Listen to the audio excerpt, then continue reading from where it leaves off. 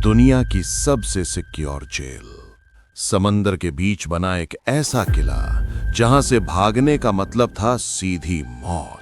ठंडा पानी, खतरनाक लहरें और चारों तरफ मौत का पहरा।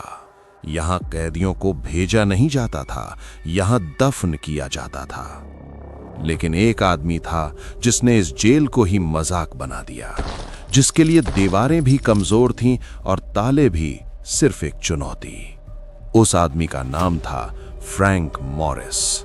और आज की ये कहानी है अल्काट्राज जेल ब्रेक की, एक ऐसी सच्ची कहानी जिसने पूरी दुनिया को हिला दिया।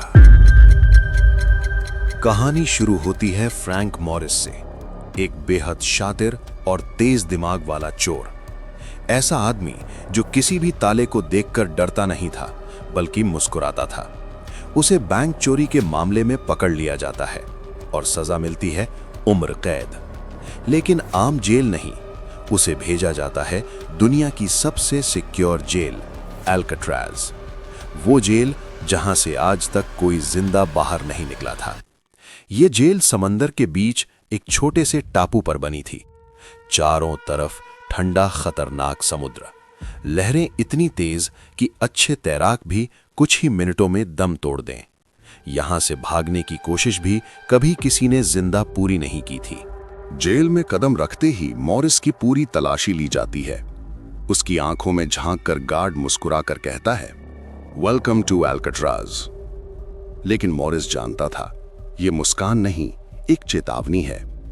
वार्डन उसे साफ शब्दों में बोल देता है, यह जगह तुम्हें सुधारने के लिए नहीं है। यहां से भागने का ख्याल भी मत लाना, वरना लाश भी नहीं मिलेगी। जेल का डिसिप्लिन बेहद सख्त था। एक जैसी यूनिफॉर्म, लाइन में खाना, बात करने की इजाजत भी सिर्फ तय समय पर, और जरा सी गलती पर अंधेरी कोठरी और खौफनाक सजा। यही मॉरिस की मुलाकात होती है लिटमस नाम के एक कैदी से, जो चोरी छिपे एक चूहा पालता था। उस जेल में जहां इंसान की कोई कीमत नहीं थी, वहां एक चूहा किसी दोस्त से कम नहीं था। और फिर आता है जेल का सबसे खतरनाक आदमी, वुल्फ, जिसका नाम सुनते ही कैदियों की रूह कांप जाती थी। वुल्फ हर कैदी को डराता था, कमजोरों को पीटता था और खुद को जेल का राजा समझता था। जब वुल्फ मॉरिस से भिड़ता है तो वो सोचता है एक और डरपोक कैदी होगा, लेकिन अगला ही पल पूरा सेल ब्लॉक सन रह जाता है। मॉरिस वुल्फ को बुरी तरह पीट देता है और उसी दिन से पूरी जेल में उसकी धाक जम जाती है। गार्ड्स भी समझ जाते हैं ये आदमी आम कैदी नहीं है। मॉरिस की दोस्ती होती है डॉक नाम के एक कलाकार से। डॉक के लिए पेंटिंग सिर्फ शौक नहीं थी, वही उसकी सांसें थीं, वही उसकी आजादी। लेकिन एक दिन वार्डन बिना वजह उसकी सारी पेंटिंग्स कूड़े में फेंकवा देता है। डॉक अंदर से टूट जाता है, उसकी आंखों की रोशनी बुझ जाती है और गुस्से में वो अपनी उंगलियां काट लेता है। ये सीन मॉरिस को अंदर तक हिला देता है।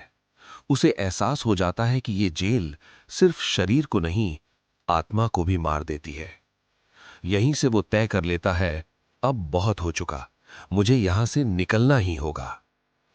मॉरिस की मुलाकात होती है जॉन और क्लैरेंस नाम के दो समझदार भाइयों से और नए कैदी चार्ली से। चार्ली की मां मौत के करीब होती है और ये बात हर रात उसे तोड़ देती है। अब उसके पास खोने को कुछ भी नहीं बचा था। चारों मिलकर जेल से भागने का सबसे खतरनाक प्लान बनाते हैं। ऐसा प्लान जिसमें एक भी गलती सीधी मौत थी।